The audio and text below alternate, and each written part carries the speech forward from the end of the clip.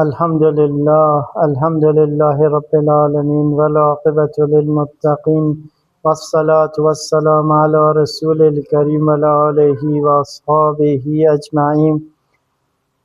قبل از همه خدمت همه عزیزان، برادران و خواهران عزیز، السلام علیکم و رحمت الله و برکاته.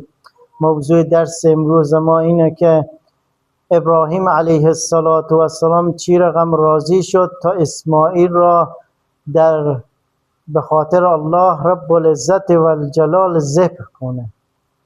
الله رب العزت و الجلال به اسماعیل علیه السلام هدیه داد به ابراهیم خلیل.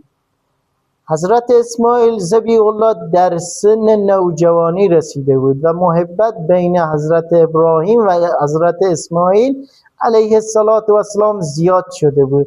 در جایی رسید که کعبه شریف بنا کردند و محبت بین پدر و پسر روز به روز زیادتر می شد.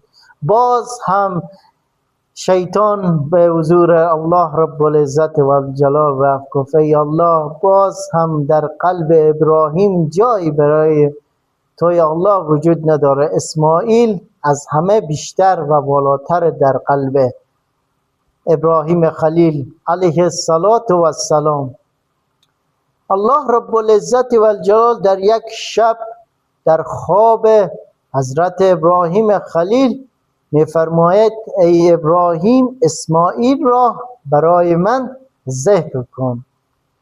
حضرت ابراهیم خلیل بلند میشن، سراسیمه، باز هم دوباره خواب میشن، میگه حتما اشتباه شده.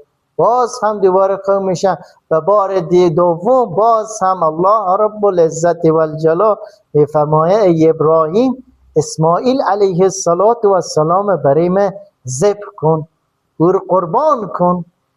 حضرت ابراهیم علیه السلام که خواب انبیا وحی بود حرکت میکنه به سمت خانه هاجر، مادر حضرت اسماعیل علیه السلام حرکت میکنه، در میزنه. مادر در خوابه، اسماعیل بیا خودت ای پسر مکار دارو. اسماعیل میبره در گوشه و صبر اسماعیل نگاه کنیم که الله رب العزت و الجلال که پیامبر اولوالعزم، پیامبر الله رب العزت و الجلال، خاتم النبیین حضرت محمد مصطفی صلی الله علیه و آله و سلم از نسل حضرت اسماعیل ذبیح الله بود. ببینیم حضرت اسماعیل چی میفرمایند به ابراهیم. ای بابا چی میگی؟ من در خواب دیدم تو رو ذبح میکنم، برای خدا قربان میکنم، این دستور الله، تو چی نظر داری؟ تو چی فکر میکنی؟ باید چیکار کنیم؟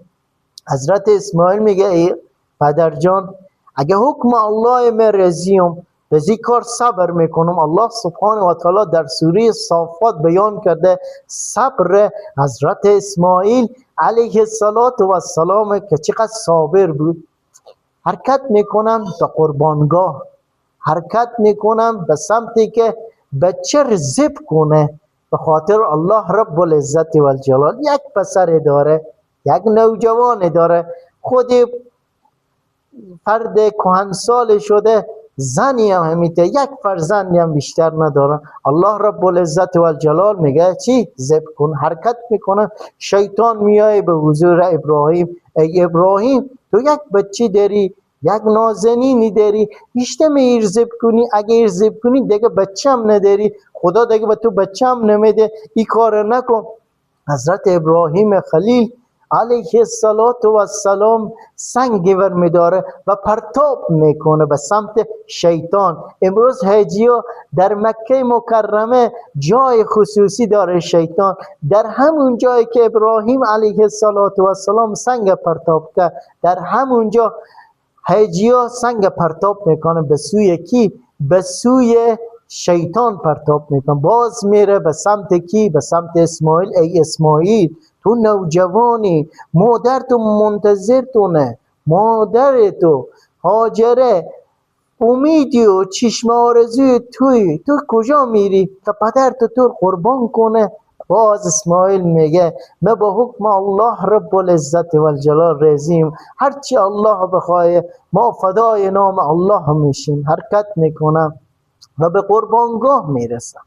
وقتی که به قربانگاه میرسم میگه ای پدر جان دستی من از پشت بگیر، خوب صف بسته کن که من کدام حرکتی انجام ندم، کدام فعالیتی نکنم که در مقابل صبر و شکیبایی الله خدای نکرده بی صبر و بی طاقت شم. دستار خوب بسته میکنه.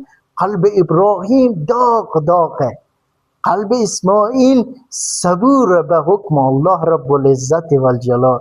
کار در تز میکنم، چشمای حضرت اسماعیل ذبیح الله رو از پشت بسته میکنم به لته که چشمم نبینه، دستم بسته بشه که ناسندی صورت اسماعیل به طرف ابراهیم نیایه که مهر و محبت پدر دوباره زیاد بشه و از این امر الله رب العزت و الجلال منصرف بشن. بار دیگری چی میشه؟ بزرگان من اینا به زمین میخوابونه، کار ده تز میکنه، کار ده به گلو میکشه.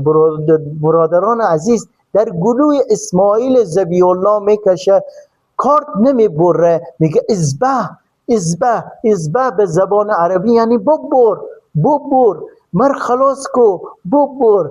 نمیبره. چری؟ چون جلیل میگه چی؟ نبر. خلیل میگه ببر. کار به حرف مولای خوب میکنه، نمیبره. ناسندی حضرت ابراهیم علیه السلام ناراحت میشن، پریشان میشن، کار ده میزنن به سنگ. سنگ دو پله میشه، سنگ از وسط دو پله میشه، باز میکشه.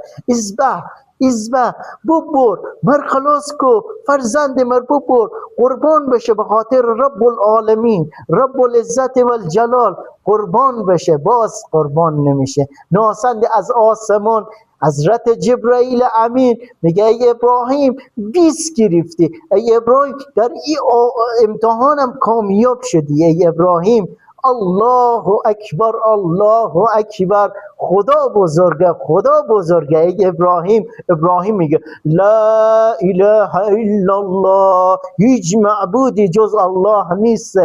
الله اکبر ولله الحمد. اسماعیل ذبیح الله میگه الله بزرگه، تمام حمد و ستایش مخصوص آن ذاتی است که ما آفرید. عزیزان من یک امتحان بزرگی، یک امتحان عظیمی بود که الله سبحانه و تعالی ابراهیم امتحان کرد. ای عزیزان، ای بزرگان، چنین امتحانهای بال ما و شما میشه، از فرزندان ما، از عیال ما، از بچه های ما. ای عزیزان من اگه بچه ما و شما خدا میگیره، اگه بچه ما خداوند به جوانی میگیره، صبر و شکر بکنیم که الله رب العزت و الجلال به همه ما و شما پاداش بده. برادران عزیز، اگه این کلیپ ما رو خوش کردیم به اشتراک بگذاریم، به گوشه گوشه دنیا ببینه. الله سبحانه و تعالی به همه ما و شما اجر و پاداش میده. الله رب العزت و الجلال از ما و شما راضی باشه، به گوینده و شنونده توفیق عمل بده. یا الله تو آن کن که فردای قیامت تو خوشنود باشی و ما رستگار، نه آن کن که فردای قیامت تو خشمگین باشی و ما شرمسار. و صلی الله علی سید الانبیاء و المرسلین و آله و اصحابه اجمعین برحمتک یا ارحم الراحمین.